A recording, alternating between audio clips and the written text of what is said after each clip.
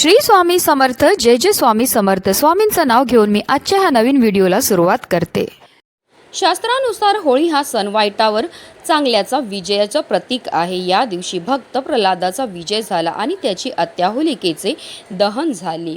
येत्या 2 मार्च म्हणजे सोमवारी आली आहे होळी.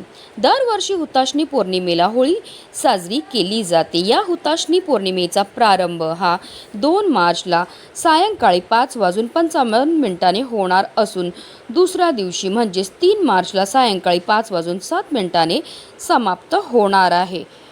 आणि म्हणूनच होलिका दहन हे 2 मार्चला केले जाणार आहे. शास्त्रानुसार प्रदोषाच्या वेळी ज्या दिवशी पौर्णिमा येते त्या दिवशी होलिकेचे दहन करावे. पौराणिक कथेनुसार प्रल्हाद हा भगवान विष्णूचा परम भक्त होता. त्याचे वडील हिरण्यकश्यप यांनी प्रल्हादाला मारण्यासाठी आपली बहीण होलिकेला आदेश दिला की तिने प्रल्हादाला मांडीवर घेऊन अग्नीत बसावे, कारण होलिकेला असा वरदान मिळाला होता की ती अग्नीत जळणार नाही. परंतु भगवान विष्णूच्या कृपेने प्रल्हाद सुरक्षित राहिला आणि होलिका अग्नीत भस्म झाली. तेव्हापासून होलिका दहनाचा सण साजरा केला जातो. या दिवशी होलिका दहनाच्या अग्नीला अनन्यसाधारण महत्त्व असतं. शास्त्रानुसार या अग्नीत काही विशिष्ट गोष्टी अर्पण केल्याने आपल्या जीवनातील अनेक समस्या भस्म होऊ शकतात. वास्तुशास्त्रानुसार आपल्या जगण्यावर आपल्या आजूबाजूच्या वस्तू, रंगांचा, दिशांचा प्रभाव होत असतो. घरात सदैव सकारात्मक वातावरण राहण्यासाठी वास्तुशास्त्रात काही खास उपाय दिले आहेत.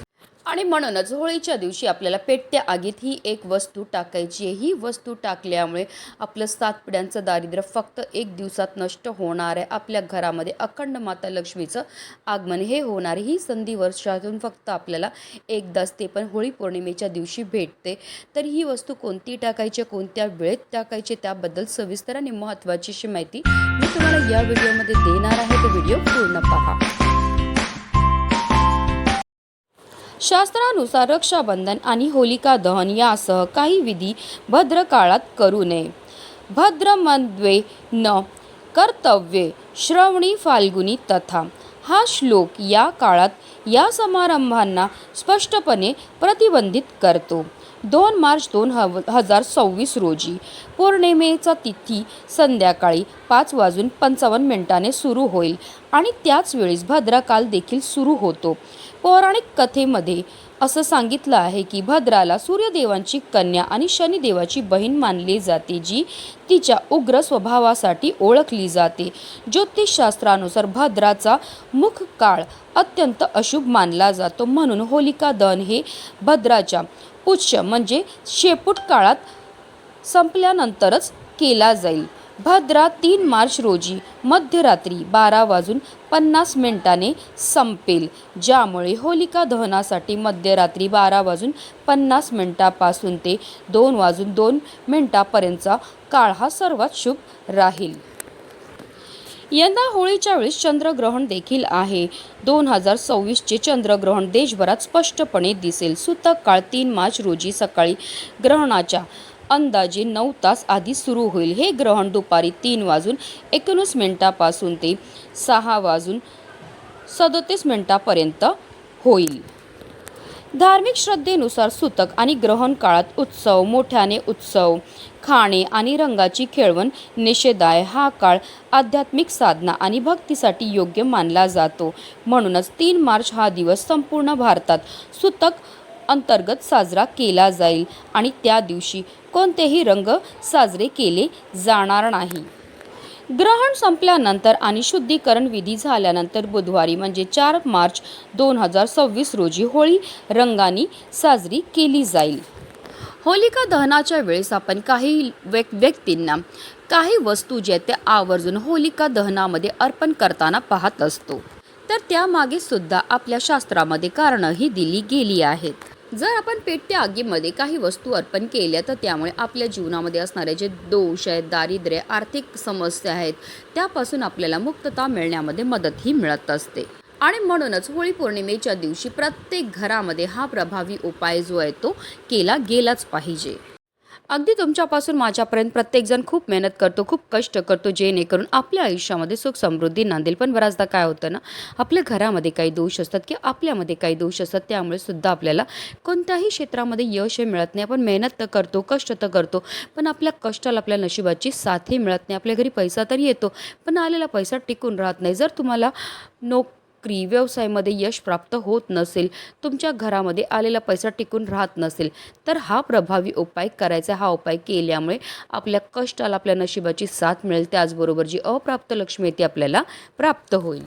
आता हा उपाय आपल्याला कधी करायचा, तर हा उपाय आपल्याला होलिका दहन झाल्यानंतर करायचा. तसेच हा उपाय करताना आपल्याला विशेष काळजीही घ्यायची आहे, की हा उपाय करताना आपल्याला कोणाशी बोलायचं नाही, की कोणी आपल्याला रोखणार नाही, टोकणार नाही, याची आवर्जून आपल्याला काळजीही घ्यायची आहे.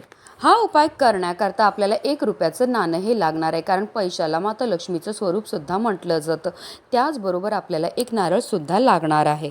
आता जो नारळ आपण घेणार आहोत तो नवीनच असावा. अगोदर पूजेमध्ये वापरलेला नारळ आपल्याला या उपायाकरता घेता येणार नाही.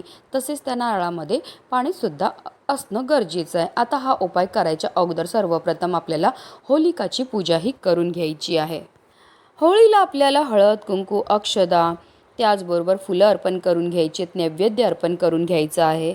तिच्या भोवती आपल्याला 3 प्रदक्षिणा मारून घ्यायच्या आणि त्यानंतर आपल्याला आपल्या घरी यायचं आहे. घरी आल्यानंतर आपल्याला स्वच्छ हातपाय धुवून घ्यायचे आहेत. आपल्याला 1 रुपयाचं नाणं घ्यायचं, ते नाणंसुद्धा स्वच्छ धुवून पुसून घ्यायचं. त्याचबरोबर एक नारळ आपल्याला घ्यायचा आहे. आता हा नारळ त्याचबरोबर 1 रुपयाचं नाणं घेऊन आपल्याला आपल्या मुख्य प्रवेशद्वाराच्या बाहेर जाऊन उभं राहायचं आहे. आता हा जो नारळ आहे तो आपल्याला आपल्या मुख्य प्रवेशद्वारावरनं 7 वेळा उतरवायचा.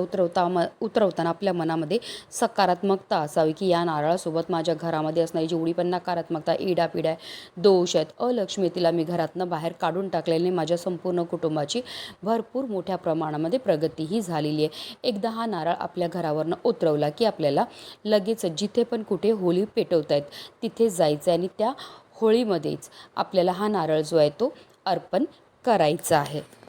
नारळाला श्रीफळ असं म्हटलं जातं. नारळामध्ये जे तत्व असतात ते आपल्यामध्ये आणि आपल्या घरामध्ये असणारी जेवढी पण नकारात्मकता, इडापिडा, दोष आहेत ते शोषून घेण्याचं काम करत असतात. आणि जेव्हा असा हा नारळ आपण होळीमध्ये अर्पण करतो, तर त्यामुळे आपल्यामध्ये आपल्या घरामध्ये असणारी जेवढी पण नकारात्मकता, इडापिडा, दोष आहेत ते सुद्धा त्या अग्नीमध्ये जळून जात असतात. नारळ अर्पण करून झाल्यानंतर आपल्याला दोन्ही हात जोडायचे आहेत. माता लक्ष्मीचं स्मरण करायचं, तिला बोलायचं की माझ्या घरामध्ये असणारी जेवढी पण नकारात्मकता, इडापिडा, दोष, दारिद्र्य दूर होऊन माझ्या संपूर्ण कुटुंबाची भरभरून अशी प्रगती झाली पाहिजे. एकदा होळीमध्ये नारळ अर्पण केला की सरळ आपल्याला आपल्या घरी यायचं आहे.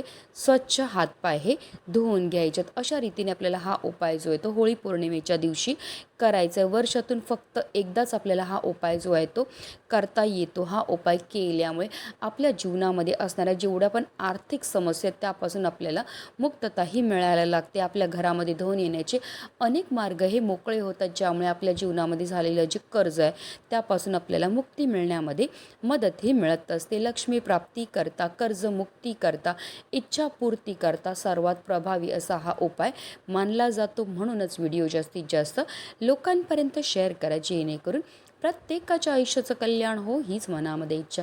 श्री स्वामी समर्थ. जय जय स्वामी समर्थ.